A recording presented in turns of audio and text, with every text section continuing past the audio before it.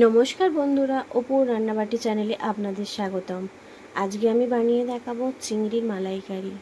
চিংড়ির মালাইকারি অনেক রকমভাবেই বানানো যায়।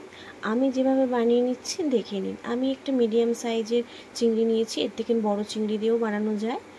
প্রথমে চিংড়ি ভালো করে ধুয়ে বেছে নিয়েছি, নিয়ে নুন হলুদ মাখিয়ে নিয়েছি।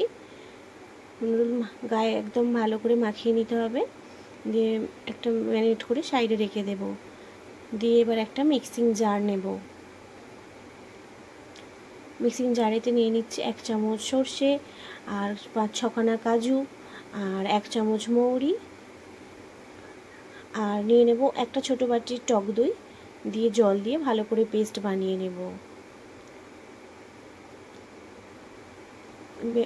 পেস্ট বানিয়ে সাইডে রেখে দেব।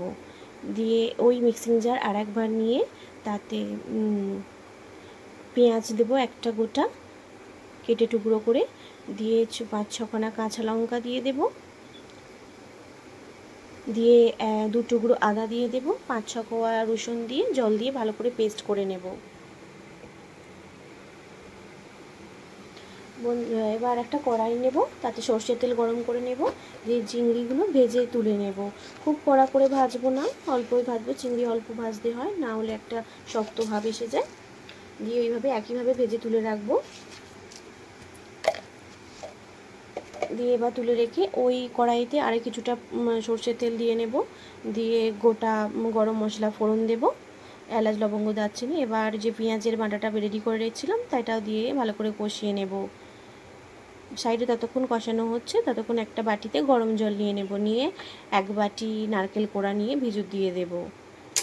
নারকেল কোড়া ঠান্ডা হয়ে আসলে এবার একটা মিক্সিং জার নেব, তাতে একদম পেস্ট বানিয়ে নিয়ে একদম সম্পূর্ণ নারকেলের দুধটা বার করে নেব।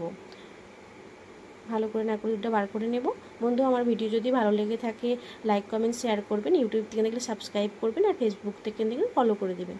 দেখুন বন্ধুরা, আমি এইভাবে সমস্ত 1 বাটি দুধ বার করে নিয়েছি। আপনাদের কাছে যদি নারকেল দুধ না থাকে আপনারা এমনি মিল্ক গরুর দুধও ব্যবহার করতে পারেন, বা গুঁড়ো দুধও। এবার ওই যে মশলা কষাচ্ছিলাম সেখানে 1 চামচ জিরা, 1 চামচ ধনে, 1 চামচ হলুদ, 1 চামচ কাশ্মীরি লঙ্কা, 1 চামচ শুকনো লঙ্কা, 1 চামচ হলুদ দিয়ে ভালো করে কষিয়ে নিচ্ছি যতক্ষণ না মশলা থেকে তেল ছেড়ে দেয়। এবার যেই কাজুর পেস্টটা বানিয়ে রেখেছিলাম, সর্ষে কাজুর পেস্টটা, সেটা দিয়ে দিলাম, দিয়ে ভালো করে কষিয়ে নিচ্ছি। এবার চাপা দিয়ে দেবো, দিয়ে তেলটা যতক্ষণ না ছেড়ে দিচ্ছে। এবার 1 বাটি যে নারকেল দুধ রেডি করেছিলাম সেটা দিয়ে দেবো। ফ্লেমটা আস্তে রাখবো বন্ধুরা, নাহলে দুধটা একটু ছানা ছানা কেটে যাওয়ার ভয় থাকে। দিয়ে ভালো করে নাড়িয়ে চাড়িয়ে নিচ্ছি, দিয়ে এবার কিছুক্ষণের জন্য ফুটতে দেবো। তখন ফুটে উঠবে, তখন 1 চামচ চিনি দিয়ে দেবো। দিয়ে দেখুন বন্ধুরা ভালোভাবে ফুটে উঠেছে, তখন ওই চিংড়িগুলো, ভাজা চিংড়িগুলোতে দিয়ে দেবো। দিয়ে ভালো করে 5 মিনিটের জন্য ফুটিয়ে নেব। যখন সম্পূর্ণ ফুটে আসবে তখন কিছুটা পরিমাণ কিছুটা অল্পই নারকেল কুড়াও দিয়ে দেবো। দিয়ে 5-6 কোনা চেরা কাঁচা লঙ্কাও দিয়ে দিলাম, দিয়ে একটু গরম মশলা দিয়ে দিলাম। যখন গ্রেভিটা মোটামুটি শুকিয়ে আসবে তখন রেডি হয়ে যাবে বন্ধুরা। এবার আমি নামিয়ে নেব।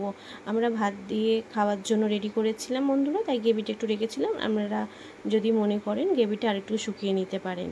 বন্ধুরা, আমি এইভাবেই বানাই, আপনারা যদি এইভাবে বানান একবার আমাকে কমেন্ট করে জানাবেন কেমন হয়েছে। বন্ধুরা ভালো থাকবেন, সুস্থ থাকবেন, আবার দেখা হবে অন্য রেসিপিতে। নমস্কার।